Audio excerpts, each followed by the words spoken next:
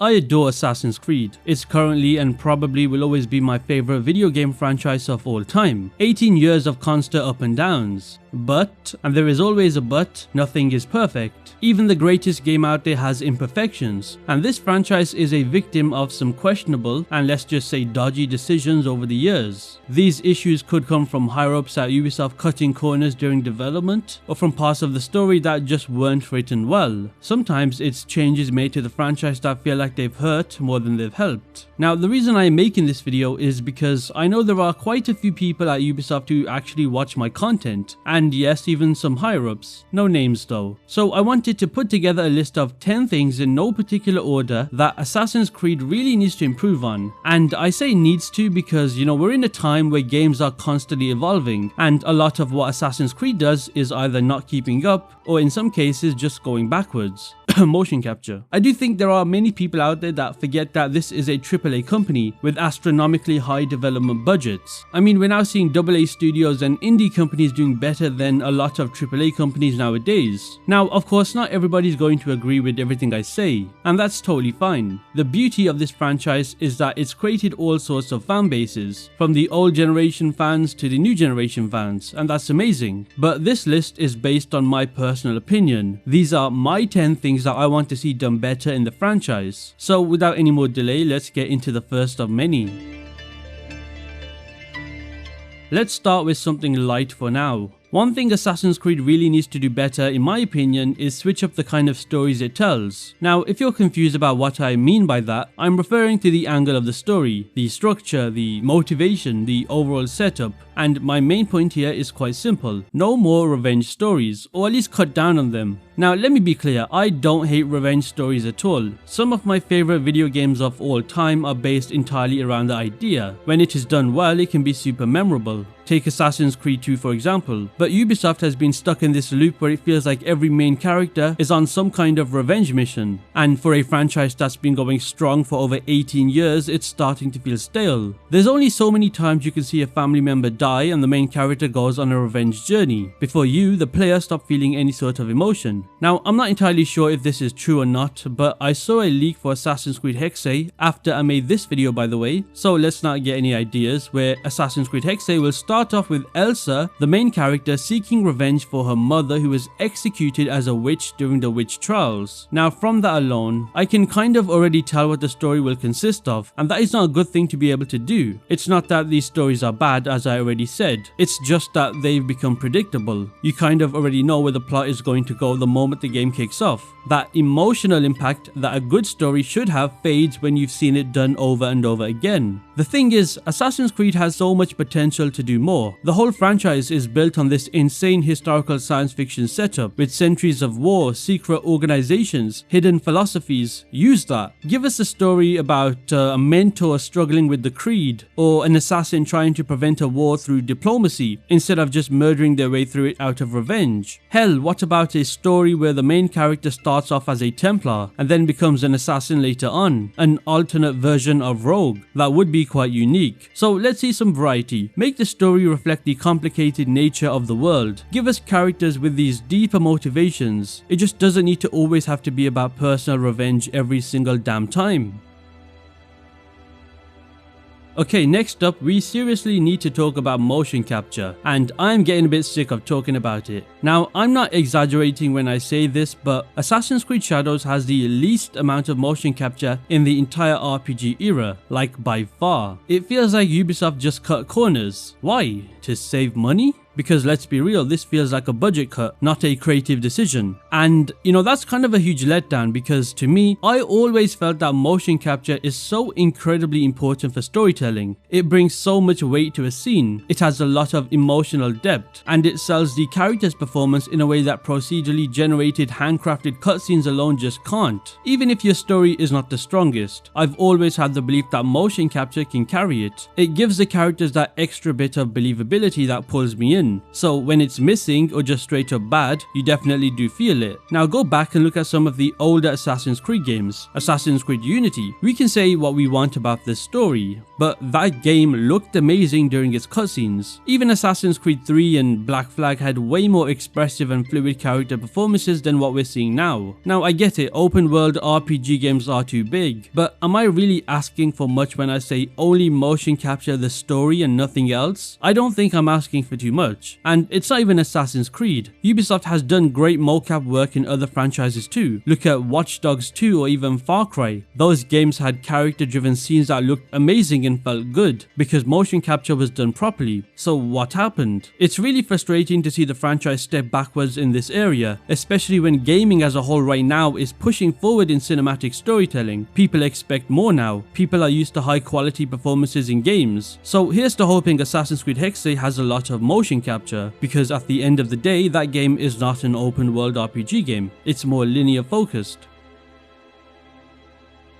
Okay, moving on, this one feels like a no-brainer, but for some reason, Ubisoft keeps drifting away from it, and that is to bring back the Assassins vs Templar conflict as the main focus. Remember, I said main focus, not a secondary focus. The main one. You know, the whole reason the franchise exists in the first place. Somewhere along the line, the game started losing that core identity. The creed, the philosophy behind it, the clash of ideals, it used to be the heart of every single game. And no, this is not a nostalgia thing. It is objectively what the franchise is supposed to be about. This is not a matter of my opinion. In some of the more recent games, especially Origins, Odyssey, and even Valhalla to an extent, this conflict barely feels like a thing. Now, I get it in these games. These games are set during the formation of the Brotherhood, or in Odyssey's case, way before. Same with Mirage. But Shadows is an interesting one. Before the game came out, I'm sure I was not the only one that thought we'd return to the main story being all about the two conflicts again. But instead it was relegated. Yes, relegated to side stories for Naoe and Yasuke. But only at the end of the story is when it got pretty interesting. Now I get it, maybe Ubisoft wanted to shake things up and try something different. Experiment with the RPG structure and bring in a new set of fans that have no idea what the main conflict is about. Cool, but when the thing that gave the franchise its name is missing, I don't think it's a hot take to say that that's a problem. Remember how fascinating the Templar conflict felt in the Ezio trilogy or Assassin's Creed 3. You cared about stopping them. You know, I disliked the Borgias personally. I disliked, Charles Lee and so on. Even Black Flag, where Edward Kenway wasn't even an assassin for most of the game. It still had the conflict baked into the story in a meaningful way. You saw both sides, and the writers added that depth. Now imagine a modern Assassin's Creed game that fully leans back into that war. Make us feel the, conflict again. And on the flip side, don't make the Templars cartoon villains. Make them dangerous, make them, believable, and make them even right in some ways. That is where the good storytelling lives. Just like the last thing I talked about in the video, here's to hoping Assassin's Creed Hexe corrects that, as after all it is set during the 16th or 15th century. But then again, so is Shadows. Now this one is kind of similar to the previous one, so I figured I'd include it right after, and that is the modern day. Now I know that there are many people out there who would rather see no modern day at all, and only care about the historical side of the games, but that is just crazy to me because let's not forget, this franchise is technically all about the modern day. The whole point of the Animus is that somebody in the present is reliving the past for a reason, and when I say I want the modern day to be properly connected again, I'm not saying we need to go back to Desmond Mars level storytelling. I get it, those days are long gone, and so are the original writers who made that story what it was. But there is no excuse for Ubisoft to not bring back some kind of consistent, connected modern day storyline again that goes across multiple different games. Even if it's something new, just make it matter. To be fair, Valhalla actually did this pretty well. Layla's story had some depth and it felt like things were going somewhere with the ezio technology and the whole future apocalypse angle. That was interesting. But then Assassin's Creed Shadows just took a massive step backward with the modern day. You've got things like the Animus Hub and Animus Ego. It's like they're trying to make the modern day feel like a simulation interface than an actual story. It's just disconnected and it feels like Ubisoft just don't want to commit to a proper present day story anymore. Now with Mirage I get it, that one is a little different. The whole idea was that we are reliving Basim's memories through William Miles, so there is some sort of distance there, and that's fine. But how cool would it have been to see Basim himself in the modern day again? Or maybe he still is in the future and we don't know about it. This is a man who is practically immortal, tied to an ezio consciousness, and connected to the larger lore of the games. There is so much that they could have done with that. And I'll be honest, I gotta bring up Hexe again. I've got my hopes pinned on that game because it's being developed by Montreal, the same studio that introduced us to Basim in the first place. If anybody is going to bring the modern day back in a meaningful way, it's them. Fingers crossed they don't just drop it again like it's nothing. Okay, this next one is kind of embarrassing for Ubisoft because it's something that should never be a problem in the first place, and that is to stop releasing games with broken parkour. Like, come on, we're 18 years into the damn franchise, and parkour is supposed to be one of the main pillars of Assassin's Creed. How are games still launching in a half-baked state? Now, this is mostly about the last two games, Mirage and Shadows. Both of them released with parkour systems that felt weirdly stiff and very underwhelming, especially compared to what we know the franchise is capable of. In Mirage at launch, it felt like you were still controlling Eivor from Valhalla. The movements were slow, the transitions were awkward, and it lacked the flow that we expect from a character like Basim, who is supposed to be way more agile. But then they dropped a patch, and it actually made a massive difference. The update increased the range for side and back ejects, which meant that Basim could now reach higher areas more easily and move across rooftops faster. Suddenly, parkour was actually fun, which is great, but why was it like that on day one? Because at that point we'd finished the game already. And then there's Shadows. At launch, it probably had the worst parkour in the entire RPG era of Assassin's Creed. It was clunky, unresponsive, and borderline useless. But now mechanically, it's actually the best parkour we've had in years. They improved the back and side ejects just like they did in Mirage, and added a new vertical jump that makes climbing way more dynamic. The only issue now is the environment itself. It's just not designed for parkour. So even with these better mechanics, there's not much to do with them. And again, just like Mirage, we'd have finished the game already, so what's the point? These are all things that could have and should have been there at launch. We should not have to wait for basic movement features to be patched in later, like they are bonus features. Assassin's Creed built its identity on parkour. It is literally one of the first things I think of. When you mess that up, you mess up the feel of the entire game. This next one might not be as flashy as parkour or combat, but it's just as important. The side characters need to be better written. And this is something that's been gradually going downhill for a while. In my honest opinion, side characters in this franchise have been on a steady decline since Syndicate maybe. Back then, even if you did not love the game itself, you could at least say the characters around you felt real. But ever since then, it feels like side characters have taken a massive backseat. They're either very forgettable, super one-dimensional, or just straight up bland. There are a few exceptions. Assassin's Creed Odyssey has some pretty cool side characters. Barnabas, Alcibiades, those guys for example were memorable and fun to be around. Cassandra's interactions with these people felt entertaining, but that is kind of the outlier. Most games after Syndicate just haven't hit the same level of side characters. Compare that to something like Black Flag. In my opinion, that game had the best cast of side characters in the franchise by far. Adewale, Mary Reed, Blackbeard, Charles Vane, and so many more. All of these characters had personalities and written arcs about them. I actually cared about what happened to them. That's why, when James Kidd died, it was very tragic and sad. Or even Assassin's Creed 3. Say what you want about the pacing or the story, but characters like Achilles, Haytham, and Charles Lee, and even the less important characters like Ezio and the Homestead residents had actual side character depth. Nowadays, most side characters feel flat. I look at Sigurd from Valhalla, one of the worst side characters I've ever experienced in any game. There's even a few side characters in Shadows and all of them in Mirage except Roshan. And even Origins, I love the game, but a lot of side characters in Origins were forgettable. Ubisoft has done great side characters before, they can definitely do it again. I don't think writing good side characters is hard to do, especially compared to something like writing the main story.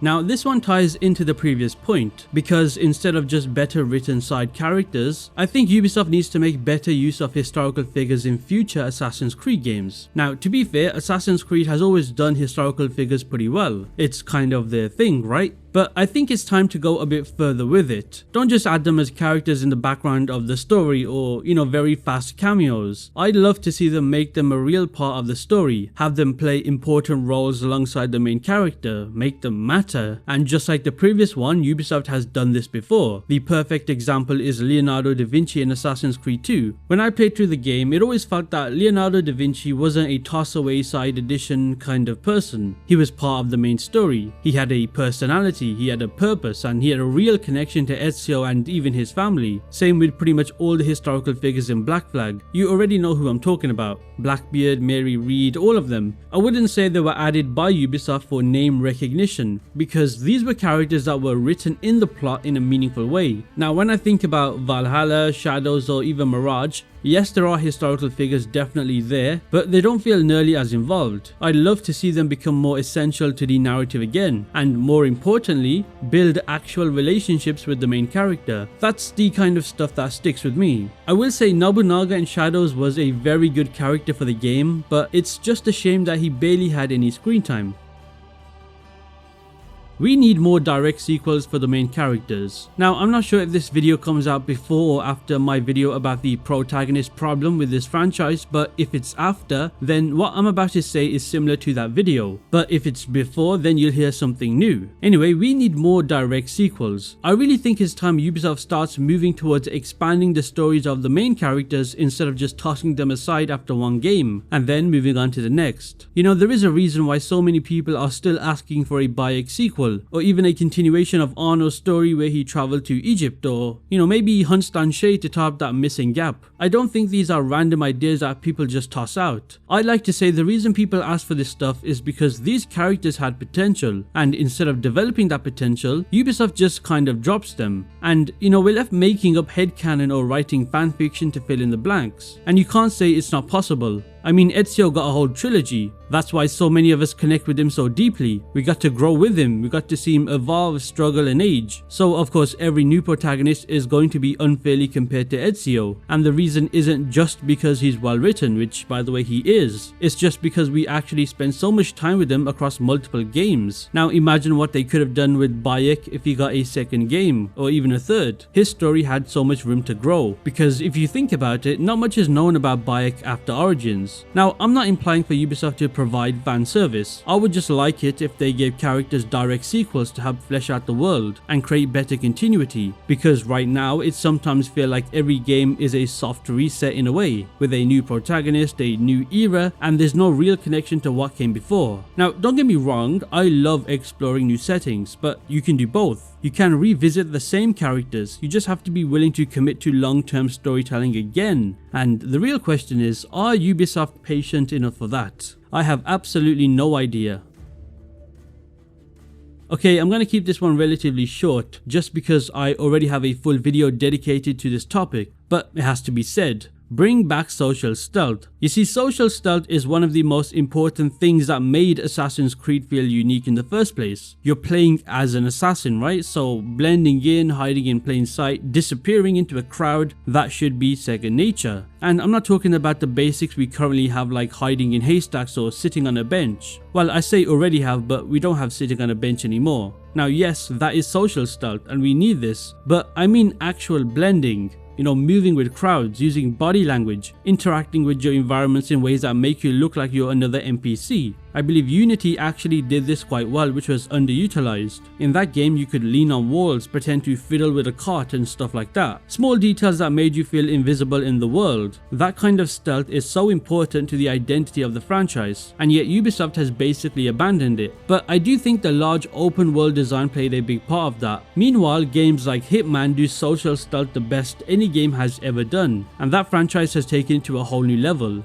It is crazy how Hitman does social stealth better than Assassin's Creed has ever done. If Ubisoft really wants to bring it back properly, I think the series needs to return to single city environments. When the world is tighter and more focused, the systems behind social stealth can actually work. It's hard to make blending feel meaningful in massive open world with no real crowds or dense urban cities. I mean, are there really any environments in a game like Valhalla or a game like Odyssey or a game like Shadows to blend into a crowd? Now, it is possible, don't get me wrong, but it's very hard to execute in development. So yeah, social stealth, bring it back. And last but not least, and I mean that by the way, I could have made this video 20 things Assassin's Creed needs to improve on, but anyway, last but not least is the first civilization / ezio side of the lore that needs to return and be a focus again. Now, just like with the modern day stuff, I know there are plenty of people who would not mind if the ezio storyline just disappeared today completely, but for me, as somebody who's been around since the beginning of this franchise and somebody who understands what this franchise is built on, the first civilization is just as important as the Assassins versus Templars. The ezio were the thing that took Assassin's Creed from being a generic historical game to something way more ambitious, and it's one of the main reasons Assassin's Creed is so popular. This franchise has that ancient science fiction mystery, that deeper lore that kept many of us theorizing between games and, kind of connecting dots across the entire timeline. Who remembers that cliffhanger after Revelations ended, with the whole vault and the end of the world? That cliffhanger got me questioning reality for a while until the game was released, and when done right, the ezio stuff can be incredible. But let's be honest, Ubisoft has really been half committing to it for a while now, and I do think the main focus here is on shadows. If you watch this video on screen, you know exactly what I'm referring to, but if you have not, the short story is that Ubisoft Quebec abandoned the first civilization lore in shadows entirely, and left things like a real yokai or a ghostly spirit in the game, but not explained whatsoever. Anybody who truly knows what Assassin's Creed is will realize that's a problem. It feels like they're too afraid to go all in with it anymore. But why? We've seen in older games and even recent games like Valhalla and Mirage that when the ezio story is actually told, I think it's some of the most interesting stuff in the franchise. Going back to Valhalla for example, towards the end, the ezio story picks up massively with the whole Yggdrasil simulation and Loki storyline. That was bold and pretty cool, but instead of building on it, the next game just moved on completely. Now, I do think this is Ubisoft just, trying to bring in a new set of a fan base, because it can get pretty complicated to be fair, but still it's what made Assassin's Creed, well, Assassin's Creed. The first civilization are so essential to the lore. If the Assassins are about, preserving free will and the Templars are about control, then the ezio are the gods who created the very world that conflict plays out in. They are basically the backbone of it all. If they want to abandon it, then by all means make a new video game entirely, because it is not Assassin's Creed without the first civilization. And there we have it. Those are 10 things in no particular order that I think Assassin's Creed really needs to improve on. Of course, there are plenty of other areas I did not cover, so feel free to drop a comment below with the things that you think could be done better. And just to be clear, this is not meant to be a negative focused video. It's a video about improvement, about critique, because at the end of the day, if we as Assassin's Creed fans don't talk about the flaws, then how can we ever expect the franchise to grow and improve? So yeah, if you enjoyed this video, be sure to hit that subscribe button, and I will see you in the next one.